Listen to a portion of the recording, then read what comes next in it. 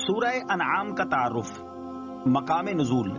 हजरत अब्दुल्लाह इब्न अब्बास रदियल्लाहु ताला अन्हुमा फरमाते हैं कि पूरी सूरह अनआम एक ही रात में मक्का मुकर्रमा में नाजिल हुई, और उन्हीं से एक रिवायत यह भी है कि सूरह अनआम की 6 आयतें मदीना मुनव्वरा में नाजिल हुई और बाकी सूरत एक ही मरतबा मक्का मुकर्रमा में नाजिल हुई। रुकू और आयात की तादाद, इसमें 20 रुकू और 165 आयतें हैं।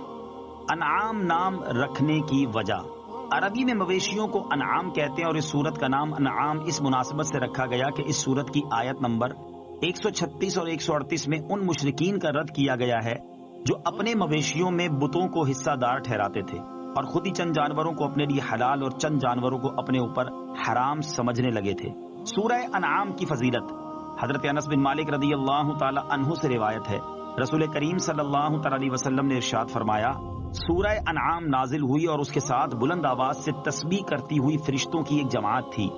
जिससे जमीन और आसमान के किनारे भर गए। जमीन उन फरिश्तों की वजह से हिलने लगी और रसूलुल्लाह सल्लल्लाहु तआला अलैहि वसल्लम ने 3 मरतबा सुबहान रब्बियल अज़ीम कहा।